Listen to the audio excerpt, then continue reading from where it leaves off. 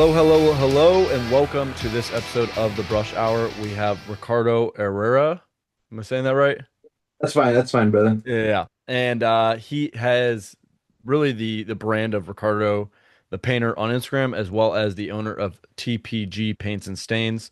Obviously, you're killing it just from what we're able to see on as your social presence on the Ricardo the Painter page, almost 12,000 followers, and then obviously your other page is doing really well as well. Can you talk to me a little bit about kind of, I guess, who you are and why you got started in this industry?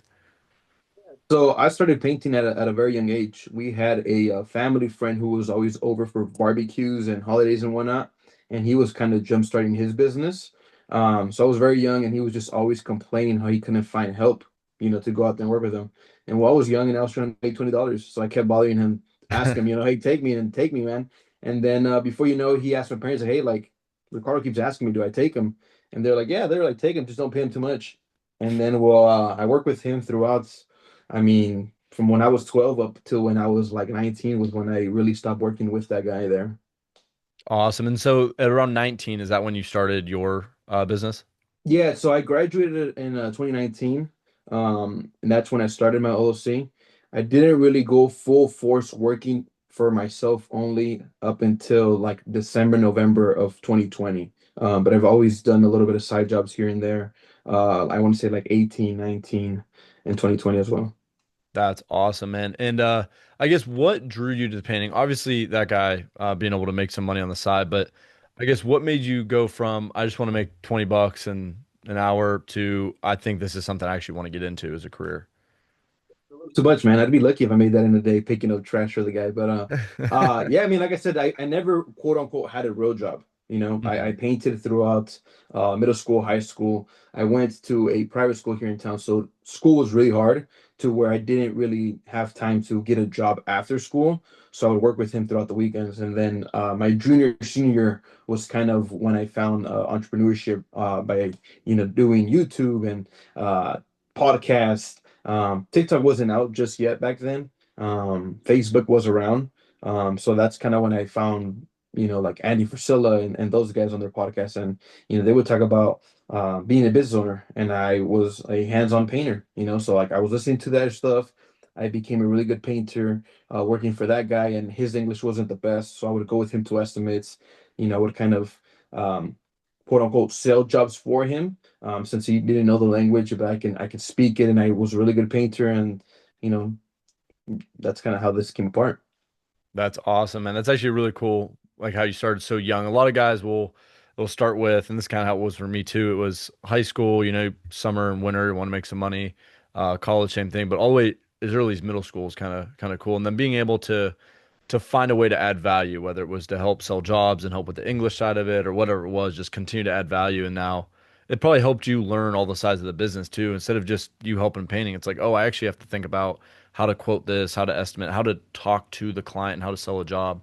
So that's a really cool, I guess, point of view and perspective that you were able to gain by one starting so early, and then also being able to help out in different ways than most guys do when they get into the industry. And then so in terms of TPG, like where are you guys at now in terms of like the size of the business? Like how many employees you have and like how many jobs are you doing per week? Like what does that day to day look like for you guys? I'll be honest with you, man. We're not as big as social media makes it seem. Hmm. I always tell everybody is everything looks bigger, better, brighter on social media. So we have about 8 painters, and then Nice. we have our office VA team who helps, schedule appointments, follow up with appointments, follow up with estimates I go out to. And then at the moment, it's just me selling my jobs. So I've been blessed. We have some really good painters who have been with me for a very, very long time now that I'm not having to sit here and babysit grown men. I'm not gonna say they're perfect before one of them finds this podcast and it gets to their head. But they're really good guys. They're really good guys, and I run a nice smaller, well put together company, if you will. Yeah, and what's really interesting, so like obviously I work with a lot of painters as well, and obviously from the industry, what's really I've learned a lot is a lot of the most successful businesses are kind of set up like yours, where it's you're involved, the owner's doing the day to day, whether that's just the estimates, and then they have their guys that are painting or and producing the jobs, but like having a hands-on approach because the clients feel that sense of personality in it and things like that. So I don't know. I think that's cool that you're still really involved. So something that ever since I started following you, especially the Ricardo the Painter page, that I've really noticed is, man, you get up and you get after it. Can you tell me a little bit about more of you? Like, what gets you going? What are maybe some daily habits you have? Like, it just seems like you're always getting after it early in the morning. I mean, it goes back to it, right? On Instagram, everybody seems like we all run these multi-million-dollar painting companies, and we all have these 8-hour morning routines. But yeah, I'm big on my morning routine. I like to be inside of a gym. I scaled it back. I used to be in the gym by 4:30. This time around year, I'm now coming in at 5:30, which I feel good. Mhm. At first it was kind of haunting me, the fact that I pushed it back an hour and a half, but now, man, I get a little bit more sleep. It feels good. I'm not rushing as hard as I used to be. Yeah. Um, I'm able to really take my coffee at home and use the restroom at home versus, not feeling the best at the gym and running back home. But yeah, my morning routine is huge. Yeah. I practice a morning routine, which is waking up.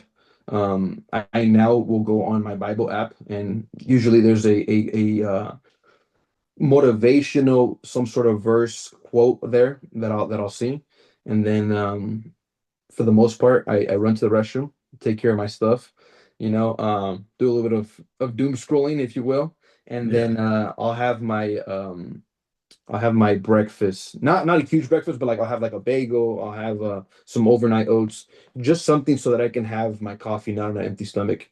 And then Mhm. I go there, and then I go to the gym, and typically it's at least 45 minutes in the gym, or if the time allows for it, or if I have some running to do, 2 hours, and then I'm back home. I'll have breakfast with my fiance now. Um, I just proposed about 2 weeks ago, brother. So Dude, congratulations. That's yeah, that's really cool. I'm getting married in about a month, so nice. You better invite me. yeah, Where are you guys yeah. getting Come married? come come on up to the Midwest, my guy. Where are you guys getting married? Indianapolis. Okay, nice. Yeah. So and then we're going to Japan for the honeymoon. So it's gonna be Sick. yeah, Hell yeah, yeah. it'll be cool. But so something you touched on, which is really big in my life, is as well as your faith. So I guess it's kind of a twofold question. One, how important is your morning of like getting in the gym, being active? How does that set up success for your day? And then a follow-up would be, how then is your faith like? How does that keep you grounded? Or how important is that to you to like actually having success and staying humble, I guess, in that? I will say for me, my morning routine is everything to me. Hmm. When I get going back to it, when I get back home, I have a journal that I'll basically map out my day. So I like to cross off things. So if let's say I didn't hit the gym, I'm not able to cross off what I call my power deposit, which is something health or fitness. You know what I mean? So Hmm. not being able to tackle my morning routine does mess with me. And there is days where, I'll sleep in and I don't have time to get to my journal. I don't have time to get to my take care of me going to the gym. There's times where I don't have time to have a breakfast or a coffee. And it's like you're already running out the door. You feel behind, and that's something that I do struggle with. My fiance will tell me like, don't beat yourself up for it, but I do feel guilty when I don't sleep in and I don't get after it. Yeah, And 100%. yeah, and then as And far so, as faith, yeah. faith is everything to me. I grew up Catholic. My parents were catechists. I went to a private school here in town, Jesuit school. We went to church every Sunday. So faith is everything to me. Especially being in business. Business was very, very difficult the very first 3 to 4 years for me. I like to say I run a nonprofit. I was making no money, but I had faith in God that if I kept showing up and I kept doing the right thing, like the tables would turn. 100%. Like you're just gonna endure. And I think for me too, like when I first started out going off on my own, there was, like I'm like profiting maybe like $900 a month. And it's like, man, this isn't this isn't fun, man. Like Told I'm us this, huh? Everybody right. told us we were gonna make millions right off the bat. Right. And like you're fresh out of school too. I'm like, man, I could get a job. Like you just believe in yourself, right? And one of my favorite Bible verses is Ecclesiastes chapter 9, verse 10. It's whatever your hands find to do, do it with all your might.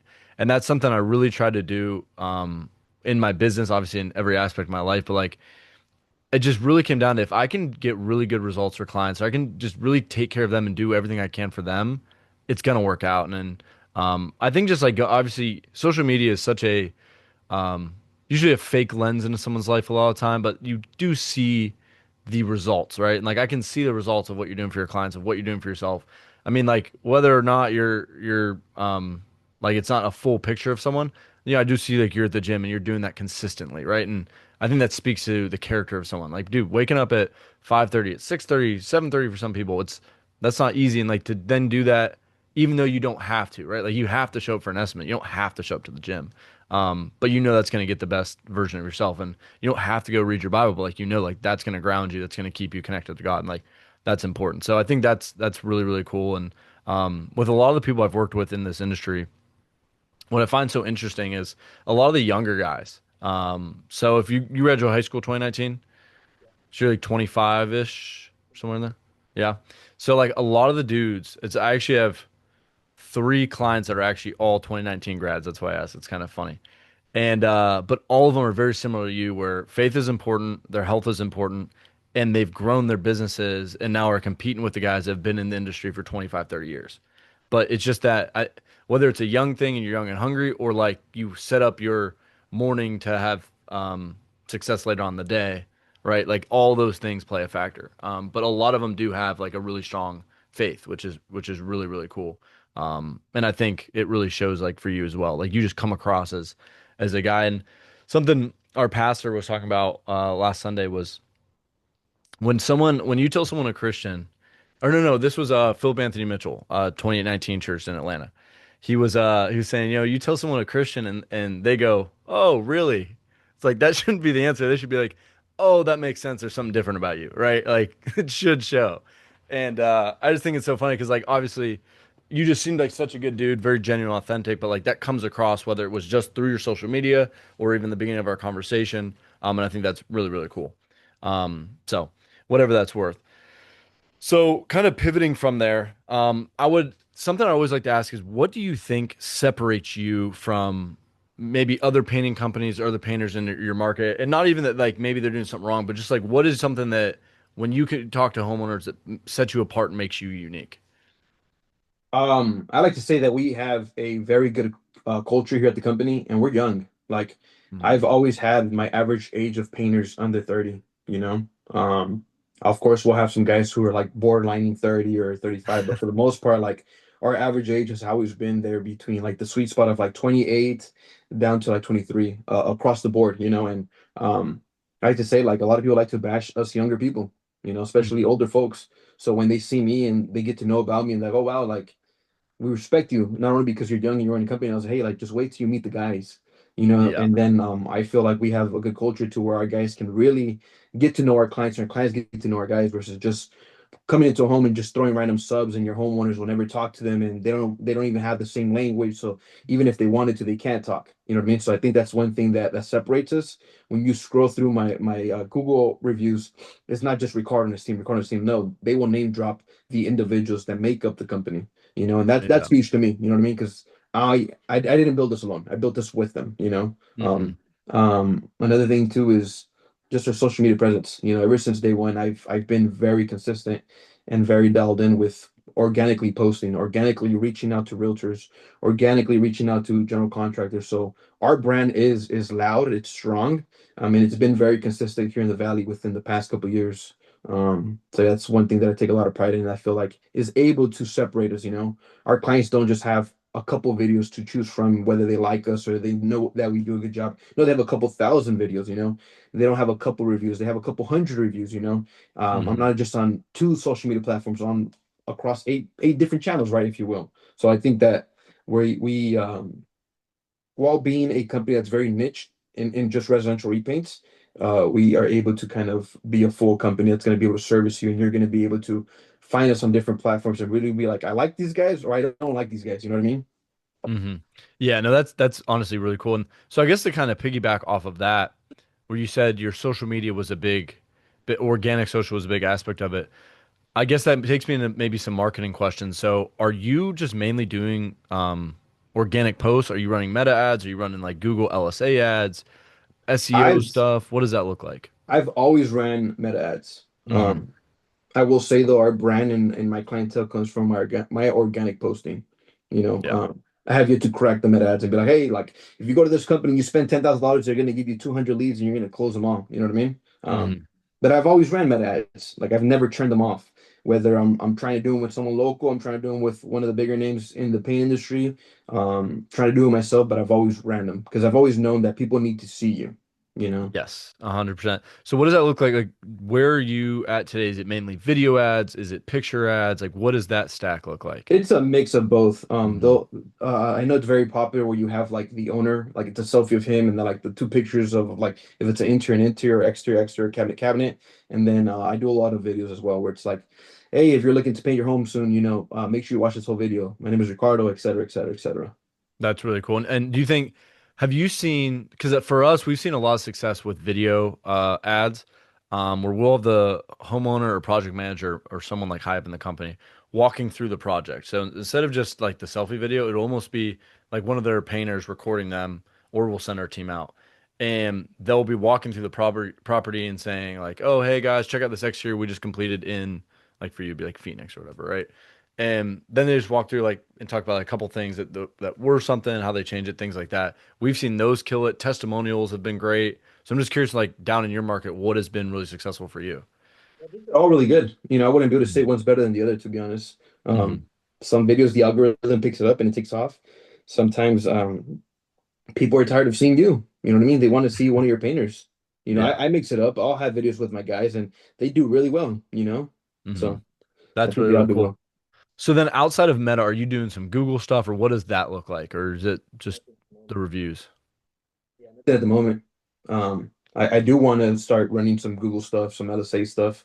Just Mhm. because actually this morning, I was looking at my leads and it's very dead right now for me. It's very slow. Didn't have any appointments today, so that's why I was kind of like, hey, let's just push it back for today. I didn't have anything Mhm. going on. And I searched my company name on Google, and typically due to my high reviews, we come up. But today I did like three searches and I'm nowhere to be found. So Mhm. I'm gonna have to get on the phone today with some Google companies and see who's gonna be the best fit and what we can spend and how we can move forward because that was not good to find out this morning. Yeah, 100%. Well, after the podcast, I'll send you over some resources because we do a lot of that as well. But that I mean, it's really interesting too. I think the way that you're able to grow though with we've seen actually, so this is a perfect segue into this too. We've seen a couple of our guys where let's say they're not that established as a company, right? Like they are younger dude just trying to get started. I think Instagram, Facebook, like Meta ads is the easiest way because you can go and get leads right away. And you can just build up your presence on your organic stuff, right?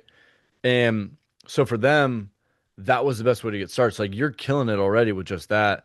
And then once you get more established, I think that's where the Google stuff goes into play, which, but it just shows like that's the thing too. What I frustrated with some guys is when are, they say, well, this is the only way that works. It's like, dude, there's a million ways to skin a cat. Yeah. I know guys killing it that only buy leads off Angie's. I know guys that are just running next door neighbor. I know guys that are only going off word of mouth and referral. Like there's multiple ways to do it. Now, when you can get in every single sandbox and start to have success everywhere, now you're going to really be big, but like also you need revenue to get to that point, right? Um, so I guess when you are, I would say My that, leads, wait, say that again. you want to know where I get most of my leads? That was my literal next question. Yeah, where do they come from? OnlyFans. No, I'm kidding. That was the if that was gonna be your next question, my realtors, man. So when I Really? started this, back when I was 19, 20 years old, I was just going after general contractors on Instagram, right? The big developer guys, and they were just like, "Hey, bro, like you look like you're 12. Like who are you? You need more skin in the game." And I remember back then I was like, "Well, who's inside homes as much as us contractors? Well, realtors, man. Hmm. Typically if you have a client that's purchasing a home, you're gonna show them 3 to 5 houses, or when your client is wanting to sell the home, you're gonna suggest a couple of things." So back in 2019, 2020, I just went after realtors and like they keep me busy. Obviously, word of mouth, right, is forever gonna, I think, forever going to be one of our strongest points, due to just the years of business and people actually kind of like us. But realtors, they keep me busy. I know people bash on them. You just have to learn how to educate your realtor, learn how to talk to them without being rude and telling them, "Hey, I'm not cheap." Well, why Hmm. aren't you cheap? Does your realtor know? Can your realtor add value and prep your client for, hey, you know what? They're on the higher end, but because X, Y, and Z. Yeah, I think that's really interesting that people don't understand, even with the sales process your with like your client that you're like a homeowner, right?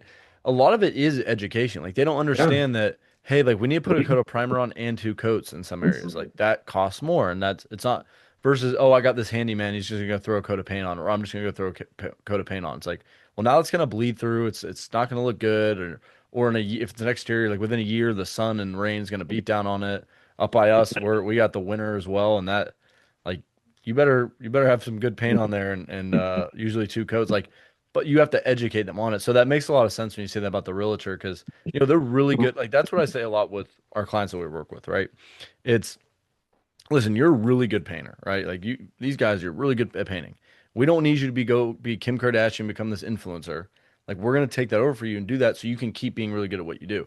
With the realtor, I assume it's like this, where it's like, hey, you're really good at selling houses and showing listings. Let us do our job, but we're gonna educate you on how to tell the client why it's important they do this thing. And I don't hear many people talk about talking to realtors to help get leads. So it's a really That's the cool thing. realtors, like of course the realtor's looking for a good deal for their client, but you got to educate them, and you got to also know how to go after realtors. Because here in town, bro, like there is a shit ton of realtors. Like you can throw a piece of paper and it's gonna hit four realtors out of 20 people. Like no Mhm. bullshit. Everybody and their mom here's a realtor or a contractor, right? Yeah.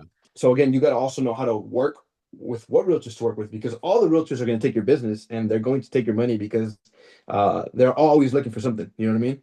If Yes. you're looking to sponsor an event or whatever the deal is. So that was another thing where, early on I went around and I asked and I found out, okay, who produces. I found out ways how I can check what realtors produce something. Because same thing with them, man. Like all the realtors here in town, like they all run a big show. And it's like, bro, you do four deals a year, like, you know? So yeah, that's another thing too that I've tried helping other painters in the paint industry. Like, hey, bro, go after realtors, and then they'll come back to me like, hey, bro, like I'm burnt. They took X, Y, and Z money from me, and they never brought me a lead. And I was like, well, did you even research the name? No. And I was like, well, how do you know what they were gonna do with that money? Well, I sponsored an Mhm. event. Well, did you even go to the event? No. Well, I was like, come on, bro. So that's another thing too is like you can't just go after realtors like crazy because if it's just like here in Phoenix, out there, wherever you're at, good luck. Like there's so many realtors here. There's Mhm. it's way too many. Yeah. So I guess then, so you're saying you actually have to build a genuine relationship and like build Yeah. rapport. Yeah. Yeah. Some digging, right? How long has this realtor been a realtor for, How many deals do they do? Are they helping, people who are buying a shack, 1986 shack for 200K, or are they helping people buy $1 million home? You know what I mean? Because Hmm. that plays a big role too. What if you start going to somebody who does a bunch of trailer homes, but you don't want to paint trailer homes, but that's their field and they crush it, So why would you even try to make a relationship there? Yeah. No, that makes a lot of sense. That's so interesting though, because and too, building that relationship for you is not easy. Like you have to put time in, you have to put money Yeah, into it. You have to like actually try to add value to them before you're asking for something in return. But then that pays dividends down the road because you actually have a relationship now. It's not they don't feel like they're being used. exactly. Um, and just, I mean, like obviously I've seen some of your stuff online. You guys obviously put out an amazing product and the finished result is really, really good. So then they're like, oh, we want to keep using TPG because they take care of us, they take care of our client. So that actually, that's kind of interesting too, is obviously you have over 250 five-star reviews. So I guess a twofold question. One, how important has that been for your business? And two, how have you gone about prioritize getting those reviews? Yeah, so reviews to me were everything, Again, I started this very young. I looked very young. I sounded very young. I didn't have much other than me and my brother and my cousin, and then my brother left, and it was my cousin and some other guy. You know what I mean? Um, so I honed in on how can we look even bigger and better, and it was Google reviews. And so I did a really, really good job on trying to get as much as I can at the very beginning. Like I was going crazy, I was following up with clients. Hey, Tim, we painted your home last month. We're so close to 15 reviews. If you can really help us out, you know what I mean? Hmm. Yeah, now we do Google review cards where our guys will leave business cards behind with their name and say, hey, if you can leave us a review, I'll do challenges within the company.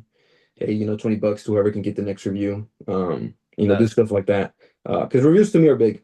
You know what I mean? I myself, as a homeowner, as someone who's hired people out to do things for my vehicles and my house, I will go on Google. You know what I mean?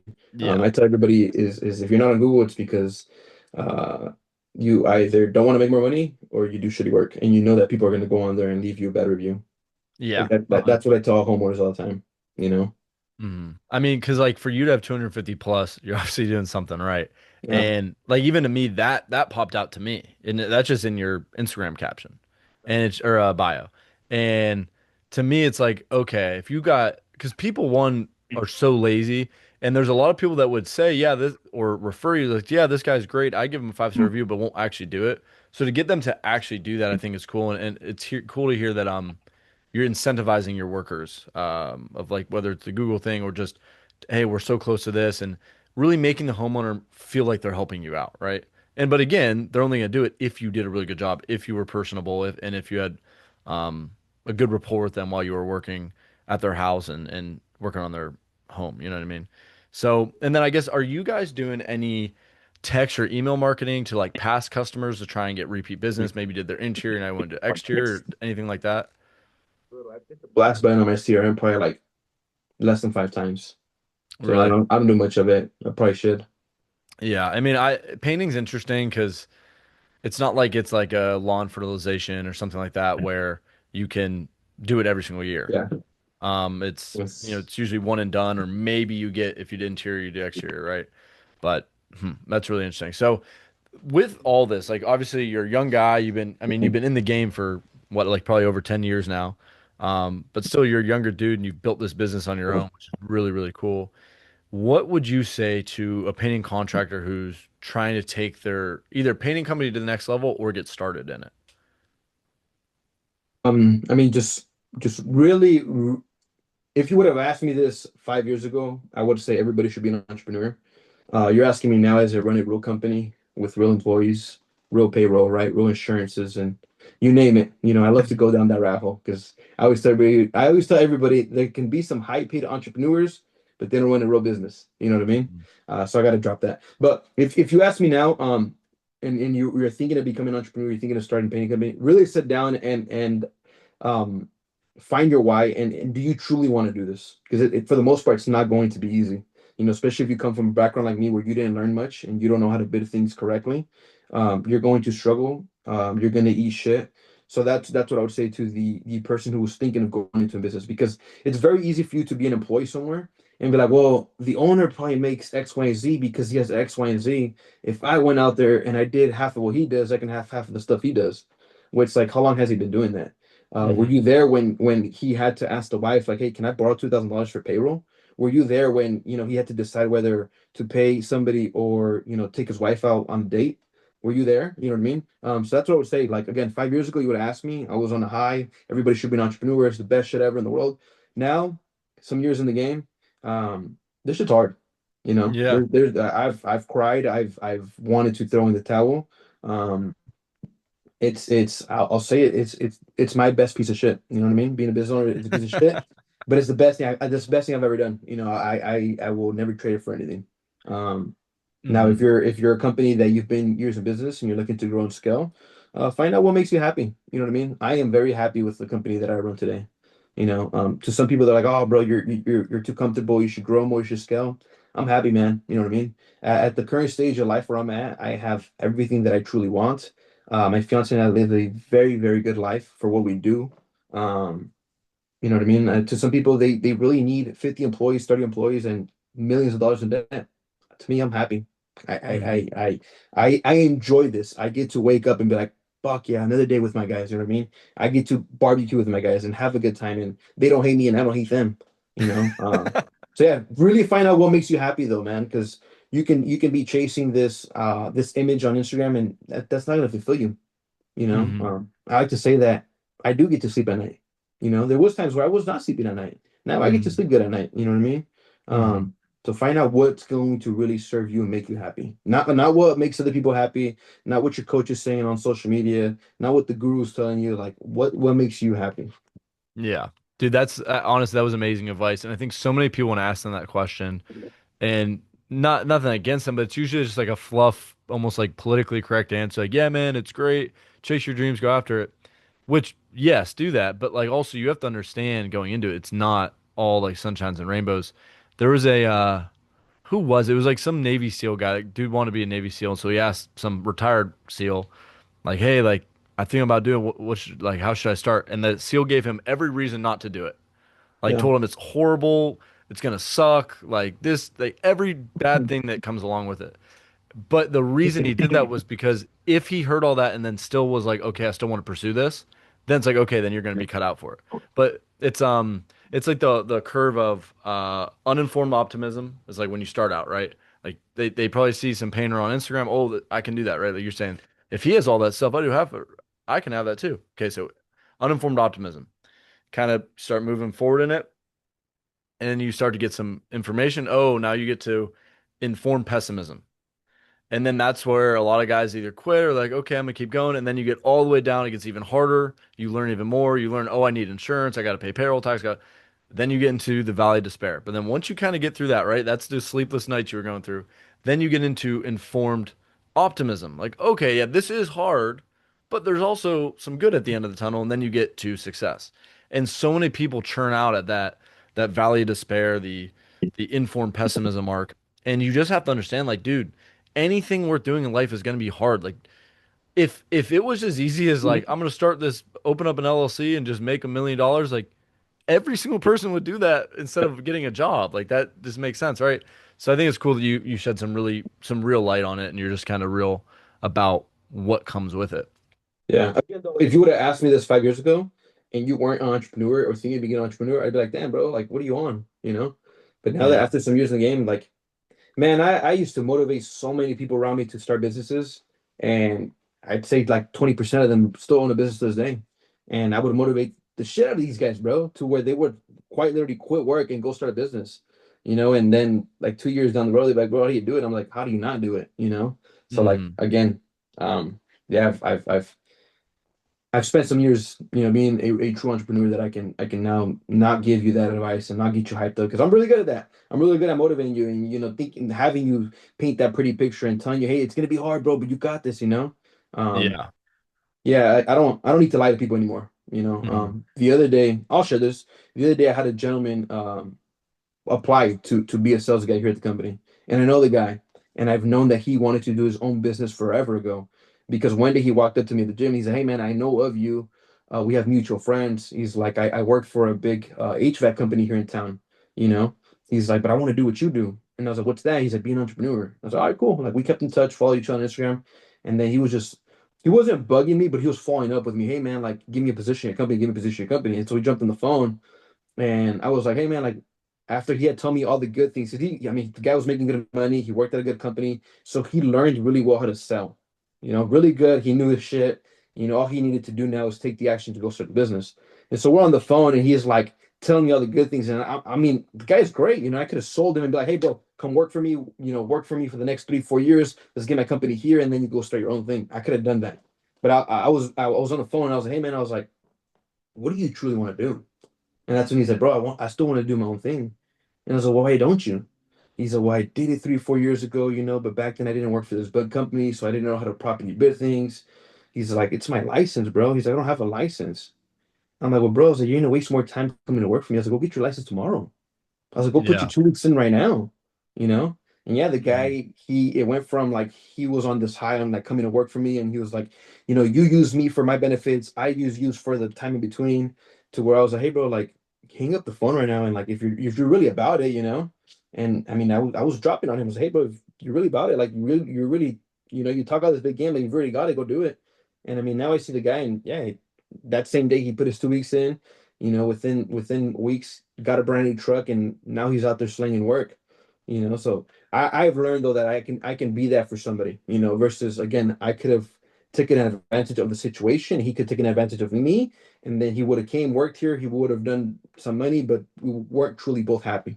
And I mean, I'm glad I see him now on a weekly basis at the gym, and I mean, it feels badass. Yeah. No, and like that's something one of my mentors, Josh Nelson, always says is speed to implementation, right? And like even with our stuff with painting, like speed to lead.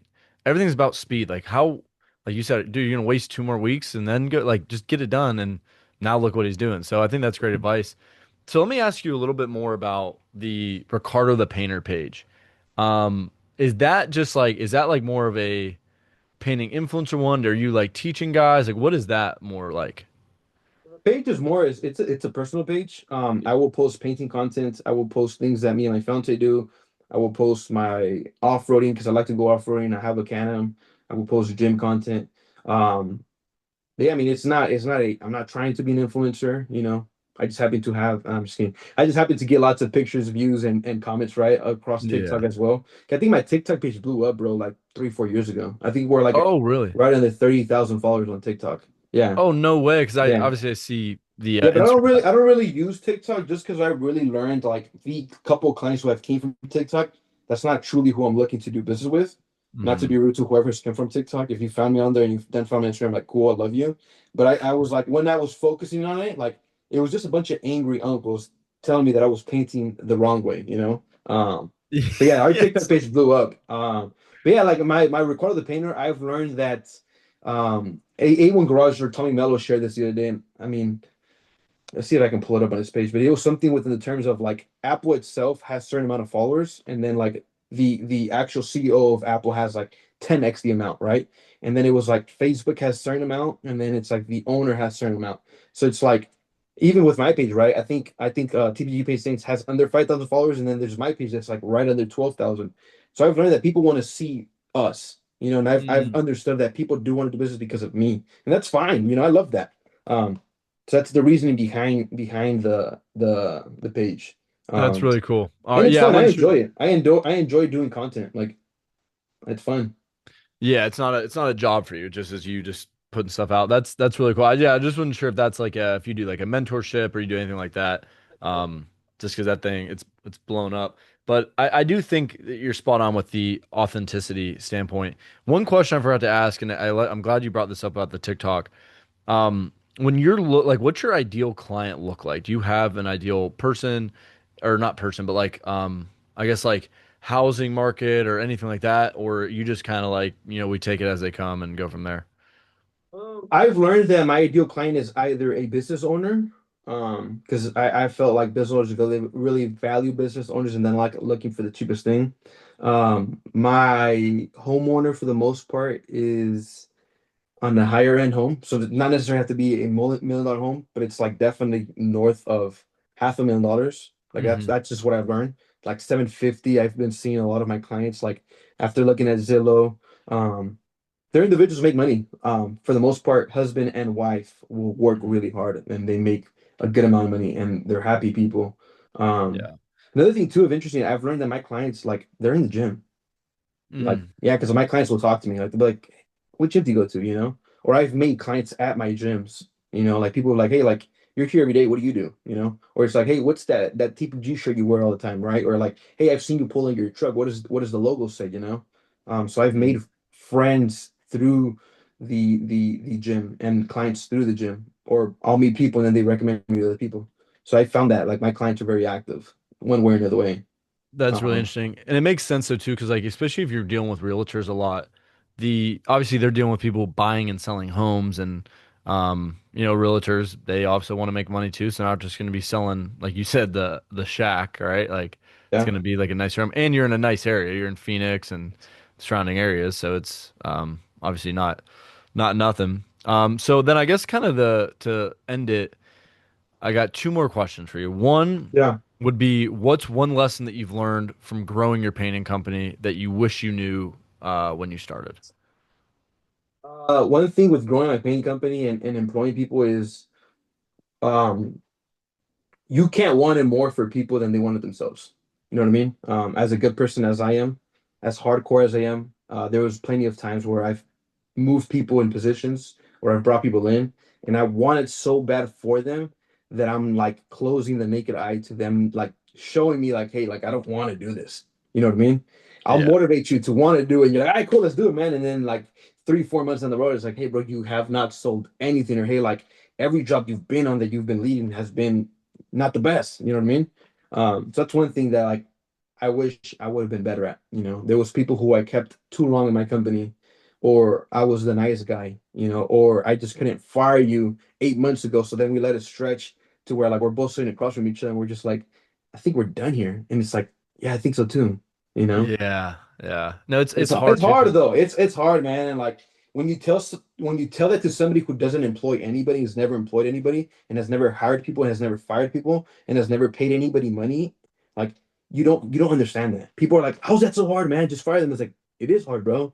This person has Mhm. been here for years. You care for this person, you know. You've done Mhm. life with this person. You've talked to this person middle of the night when they're going through crazy things, right? Or if you talk to this person at 5 a.m. when it's like, "Hey, you haven't caught some sleep. What's going on?" And they tell you everything about themselves, you know. Yeah. No, it really is. It really is hard. And it's so one of the advice I got early on, because I just went through a process where I had to let someone go, and they like it wasn't like they were doing a horrible job, but I had someone that was just doing so much better than them and basically doing their job for them. It's just like it's just time to like the company's growing and they've outgrown you, right? And but I knew this person had been going through some hard times too, and it's like, man, so I kind of let it go for a long time, but then it just got to the point where I felt like I was just paying this person to do nothing, right? And so I had to let them go, and it just is sad because like you know their life, right? But one of the best advice I got was hire slow, fire fast. Yeah. And if you hire slow, typically you vet it enough that they're hopefully not gonna have to get fired. And if they do, and you keep feeling bad, typically our gut's right, and it's time to go. So I think what you're saying is spot on. It's tough. And then okay, so last question for me for you, and this is kind of open ended. So is there anything that you've learned along the way of building your company you want to share outside of what you just said, or is there just anything you'd like to close with about either you or your company or life advice, like anything you've learned that you're like, hey man, I think this is worth sharing? Um, I like to say first, as I have a fiance now, is who you decide to do life with and how you do life with them is huge. You know, I just signed us up for marriage counseling. You know, to Hmm. someone they can be like, oh wow, bro, like you guys killing each other at home, or to the other person like, bro, that's beautiful. You know, like I'm glad you guys are doing that at a very young age. As you step into now being a married couple, versus going to this when you're 40 and you're going through divorce and there's millions on the table, there's kids on the table, and there's houses and there's cars. You know what I mean? So that's one of my biggest life advice that I would say. Like my partner's great. We are on a high. But I want to go to counseling to be better. You know what I mean? I want to learn from the professionals. You know, I want to be able to really be there for her and her be there for me, and we can learn how to have difficult conversations when we need to have them. Because she's an entrepreneur herself, man. She runs Oh, her own that's cool. business. So like my fiance is a dog, bro. Like she'll run circles on people. She's Hmm. great. She's great, you know. Another advice that I love to talk about these days, as when people hear me say like I ran a nonprofit for some years, they're like, how does that even happen? Like there was hundreds and thousands of dollars going through accounts. There was projects getting done. There was reviews getting done. There was trucks moving, people moving. I was like, how does it happen? Well, bro, when you don't sit down and actually look at your numbers, like actually job cost every job, like, hey, so I had Peter, Joseph, and Carl on this job. Those are three guys at $30 the hour. And then I bought X, Y, and Z material. And then we spent this amount of gas. And then we went and bought more of this material, right? Like when you don't sit down and do that, like, I mean, I didn't do it for so long. Like for the longest, bro. That like you hear it, oh, run your numbers, you should know your numbers, job costing, you know. And then looking at a P&L. You know, I'm not gonna say I'm a professional at looking at a profit and loss now and looking at QuickBooks, but I know how to log in now and I'm able to look at, the most important numbers versus 3, 4 years ago, I'd pay somebody and I was like, well, I hope they know what they're doing, you know? Yeah, yeah. No, it's easy to do that. One thing that in terms of the marriage counseling, so me and my fiance just finished up our premarital counseling, and it was truly, bro, the greatest thing I've ever done. I played college football.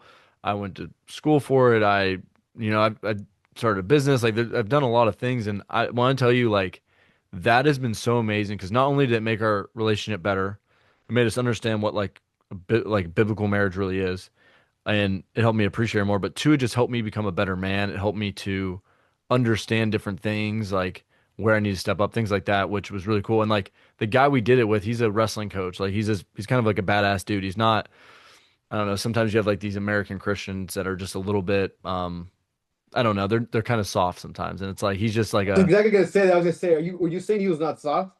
That's exactly yeah. what I was gonna say. Yeah. No, dude, he's a hard ass man. Like he Yeah. gets on me, like he's a good dude. But I'm telling you, bro, it's the greatest thing ever because at the end of the day, when you're running a business, bro, like your time is is being maxed out a lot of time. Now you're in a position where your fiance is entrepreneur, so she gets it, or probably gets it.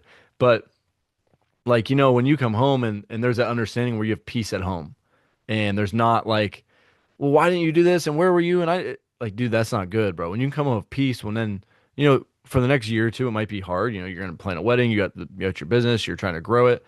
But like then on the inside, it's like, oh, hey, we sacrificed that time and I didn't sleep for a while because I was trying to build this thing. But now we get to have a company that we love. Like it's your baby at this point, and it's going to pay for your lifestyle. So I think that's really cool that you guys are doing that. And just as someone who just finished it up, like it's been amazing. And we still meet with him every week just because it's been a really good routine. And then we just go to church with him right after, and it's been really cool. So Good. How old are you, bro? 25, graduated 2019 as 25. well. Okay, nice, nice. And how long Yeah. have you now been doing this? So I've been doing this for about 2.5 years now. Okay. Um, Started my business a little bit after that because so basically for me, I started doing this. So I started painting myself, was producing jobs, got into sales, door knocking, all that kind of stuff.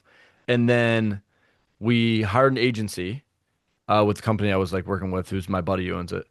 And I mean, like we got really good results. It wasn't like he did a bad job or anything. It was just I just was like, I can do this, man. Like I already got my degree and my master's degree in marketing. Like, why don't I just go and try and learn it? So, got mentorships, got bought courses, and then just started using his account and started using that as like basically my sandbox. Like I started trying, and we learned what worked and we learned what didn't work, and we really leaned into what worked. And then after about a year of that, we developed a really solid system. Like, okay, like this really works. Let's go try and do it with some other companies. Started doing that, and we've kind of found a really solid playbook that we're able to install. And now we've been doing it for a couple of years now. That's when I started North Star Marketing, and have been doing that for a while, and it's been really good. So yeah, that's kind of how my whole little background in it as well. So, because you got the other side of most of these marketers that don't have, right? Where you were really boots on the ground with a real company, right? Hmm. Producing real jobs, moving people around, talking to clients. So that's cool, man. I like that. Oh yeah, and like that's the interesting part too is a lot of these guys they don't understand the copywriting side of it. So like when you're writing the ad, they're just saying stuff that worked for drop shipping, and it's like, dude, communicating with a homeowner who's trying to sell or trying to have their house painted is way different because right, first off, their house is the most expensive thing for most people that they own. It's their most expensive investment, and now you have to build enough trust where they can say, okay, we want you to come into our home, the thing that costs the most in our life and trust you with all your equipment and your tools and your dirty boots and all that and to actually like take care of our home.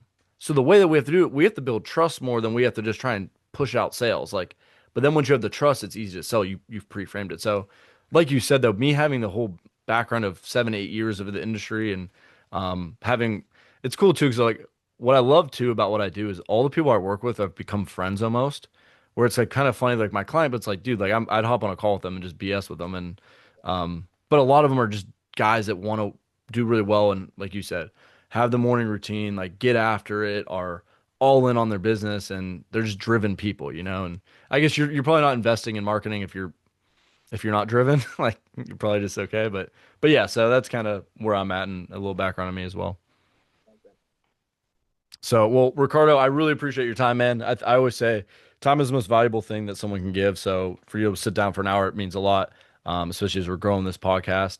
And if anyone wants to find Ricardo, he is on Instagram at Ricardo the Painter, or you can find him at tpg.paints.stains.